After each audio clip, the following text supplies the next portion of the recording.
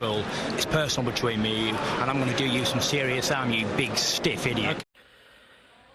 The Untouchable True School Sports Empire proudly presents something the boxing game is missing. Hey, what's going on? It's your boy BT, and I came here to talk some boxing with the thousands of True School Sports subscribers. Now, I wanted to kind of get my thoughts on this fight that took place on the Gervonta Davis versus Rolly Romero undercard. You know, with all the hype and the hoopla of that fight, anything that happened on the undercard kind of pretty much got overlooked. And mind you, apart from this fight that I'm talking about, the other two fights weren't really like great fights. So that being said, Luis Melendez, man, they robbed the shit out of Luis Melendez. They robbed him blind. For those that don't know, Luis Melendez had a fight to open up the card against Eduardo Ramirez. You know, another tough Mexican fighter, really good fighter. You know, Ramirez versus Melendez was a fight for the final spot in the IBF 130 eliminator, and the winner of this fight would go to fight Oshaki Foster for the chance to become IBF mandatory. So this is big, and the winner of that could go fight the winner of Joe Cordina versus Kenichi Ogawa. All right, so this is a big fight, and for Luis, this is only really his second or third maybe TV appearance in his career. He's fought a lot of his career in small cards here in South Florida, random fights in Colombia. So it was up to him to make an impression, right? And I thought he fought very well. Luis fought a fighter, Ramirez, who gave him a favorable pace early on in the fight. Like Ramirez allowed Luis early on in the fight to be on the outside, pick his shots, slip, parry, move, counter, lead with the jab. And early on in the fight, Luis Melendez was landing the cleaner, harder shots. He showed great defensive responsibility. He showed some of the best defense any Puerto Rican fighter has in the sport. And I got to say, man, a lot of these Puerto Rican fighters, they kind of all fight the same. He's got a little bit more with him as far as his skills go, Luis. He can box out of the high guard, box a little bit out of the Philly shell. He can box, in a regular guard as well. He's very, very versatile as a fighter. Very good boxer. Has respectable punching power. I wouldn't say he's got elite punching power, but he's got respectable punching power to where if he hits you, he can keep you honest. And early on, especially in the first 4 to 5 rounds, he was doing that with Ramirez. The first 4 to 5 rounds, I had Luis Melendez up 4 rounds to 1. I could see 3 rounds to 2, but I had him up 4 rounds to 1, right? So as the fight wore on, Ramirez got better as the fight went on. Got off to a slow start. Started going to the body, landed some nice body shots of his own. But it was, to me, like scoring the fight round by round, it just seemed to be too far and few between for Ramirez. It wasn't consistent enough throughout the rounds. And the thing with Ramirez, too, is like a lot of Mexican fighters that are pressure fighters, the real good ones, like your Navarrates and guys like that, when they press you, their head's constantly moving off the line. They're constantly moving their head off the center line so that when they throw a punch that's coming off the center line and they're getting those inches, they're putting that mental pressure on you. Ramirez didn't really have that with him as far as the Mexican pressure style is concerned. He was more of a guy that with his throw punch, his head would stay right there on the line, and it allowed Luis to counterpunch him many times in the fight. Now, why I think Luis made a cardinal mistake, I think it was like round 7 or 8. He took the round off, and this allowed Ramirez to look better than he did in the earlier rounds. And many times in fights, if you get one fighter who's dominating the early rounds, and then the other fighter doesn't look as bad or as dominated as he did in the earlier rounds, even if he loses that round later in the fight, because he doesn't look as dominated and as defeated as he did early in the fight, the judges can give you that round. So I think Luis made that mistake of taking his foot off the gas.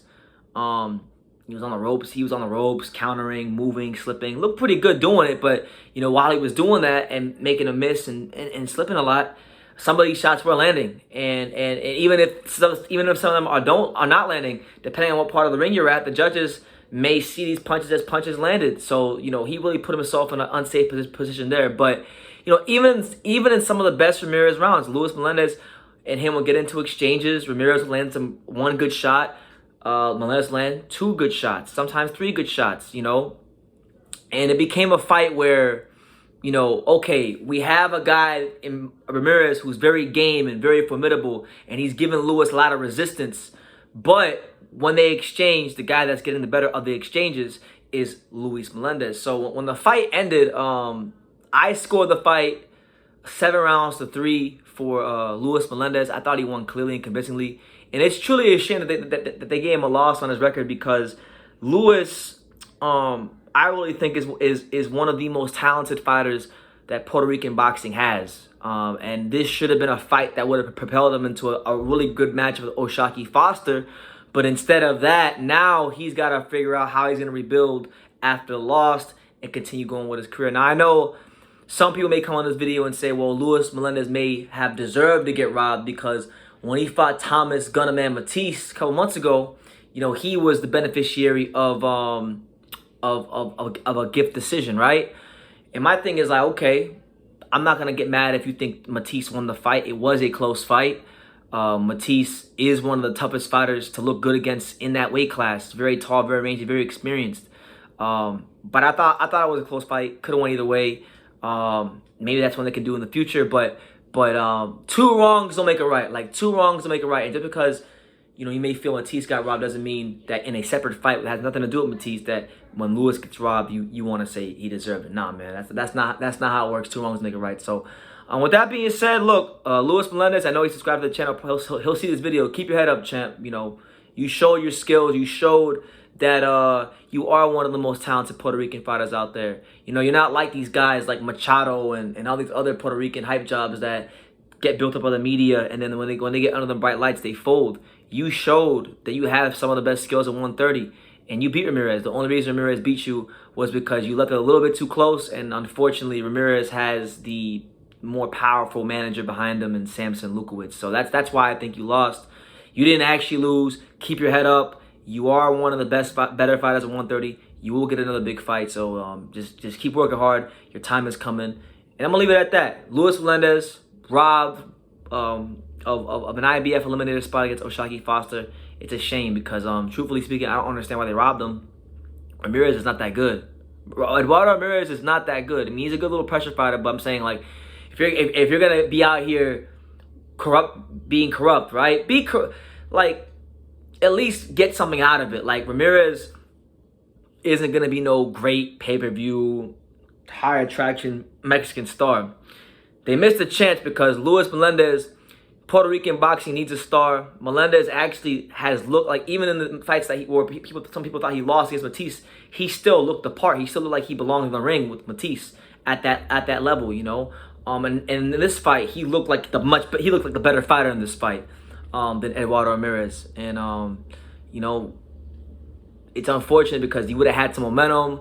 Maybe he would have beat O'Shaquie Foster. We don't know now because we're not gonna find out. But you know, that's how boxing goes. But you know what? God has a plan for everybody, and I'm sure Luis Melendez's career will work out more than fine. But you guys, let me know what you think in the comments down below. If you watched that fight, what did you think about Luis Melendez versus Thomas Matisse?